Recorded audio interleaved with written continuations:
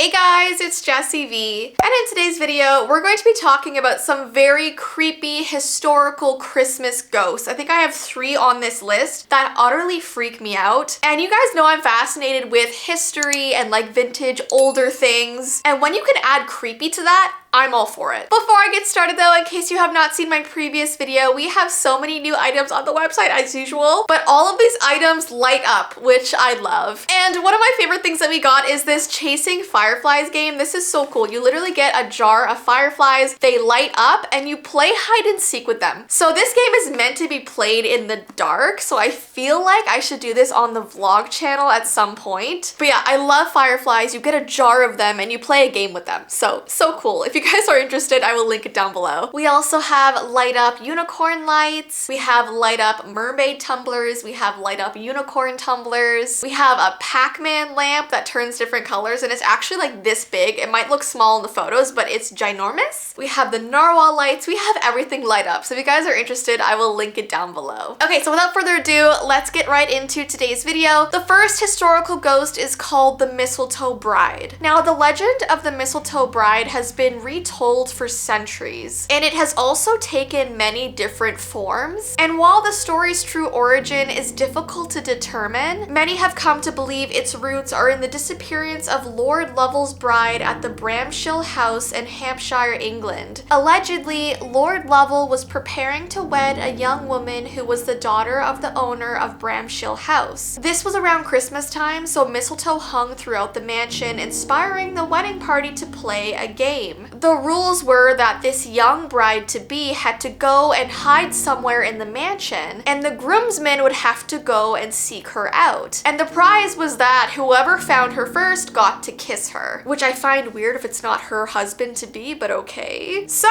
the bride went to hide, and the wedding party went to seek her out. However, the minutes turned to hours, and they still could not find her. And eventually, the game turned terribly serious because no matter where they looked, she remained missing. She was gone for 50 years. They were never able to find out where she was hiding. Some thought that maybe she ran away because she didn't want to get married. But 50 years later, Lord Lovell found out where she had been the entire time. He happened upon a secret closet in an upstairs room of the Bramshill house, and inside he found a wooden chest sealed shut with a lock. And upon opening the chest, he found the nearly unrecognizable remains of his bride. So clearly she had climbed into this chest while she was hiding, thinking it would be a good place, and she didn't realize that it would lock behind her, and that's where she stayed for 50 years, which is awful. And so many people say that around Christmas time, her ghost can be seen around the house because that is when this game took place. The next Christmas ghost we have is the Brown Lady of Rainham Hall. The reason she's called the Brown Lady is not probably what you think. It's because she was wearing a brown dress. The Lady of Rainham Hall has perplexed visitors and paranormal investigators for hundreds of years. Back in the 1700s, the owner Charles Townshend married a young woman named Dorothy Walpole. And while they lived pretty happily together for some time in Rainham Hall, Charles soon became paranoid that his new wife was being unfaithful to him. So eventually he went mad with jealousy. So he decided to hide Dorothy away in the hall, telling all of their friends and family that she had tragically passed away. So Dorothy was forced to stay inside this mansion, allowed to only wander through its halls, and not long after this, she tragically perished, never having been able to leave this mansion where her husband kept her. And ever since her passing, people have witnessed the image of a woman in a tattered brown dress wandering through the halls, and some of these reported encounters are really terrifying. One visitor who was unaware of this woman's legend said that this woman approached him in the hall, and she had this glowing face, but where her eyes should have been, there were just these dark, empty eye sockets, which would be terrifying to see. And years later, after numerous other reported sightings, a photographer from Country Life magazine visited Rainham Hall to document it for an article, and he snapped this photograph on the stairwell, which has become famous. He saw this hazy silhouette coming down the stairs, which is obviously thought to be Dorothy, and it's one of of the creepiest historical ghost photos like ever. And then lastly, we have the legend of the Christmas phantoms. This happened a few weeks before Christmas in 1878. A man named Edward F. Smith was at his home in Brooklyn, New York when the doorbell rang. He answered the door, but there was no one there. And this soon became a nightly occurrence. The doorbell would ring, he would answer it, and no one would be standing there on his porch. And there were no signs that anyone had been there at all. Even if the snow was covering his steps, there was no footprints. No matter where he and his family stood around the house, the noises remained unidentifiable. Smith and his family were obviously growing more and more concerned. The doorbell started ringing more aggressively, and banging started to be heard from the doors. It was like someone really wanted to get inside their house. They were desperate. So eventually they contacted the police because they wanted to figure out who was doing this to them. But the ringing and banging continued. The police couldn't find out what was happening. And one night a brick suddenly flew through the window from the outside, even though police officers were standing all outside their house and they saw no one do it. Although they investigated this home for some time, weeks and weeks on end, this case was unsolved because they had no idea who was terrorizing this family. Smith and those who witnessed the strange occurrences ultimately concluded they must be paranormal in nature. I'm always so unsettled when things are unsolved, but it does fascinate me as well. But to me, this seems very paranormal. Anyways, guys, I hope you enjoyed these historical ghost stories. If you want me to do more, give this video a thumbs up and let me know. And don't forget, if you would like any of our awesome new light up items, I have linked everything down below. But I hope you have an awesome rest of your day, and I will see you in my next video.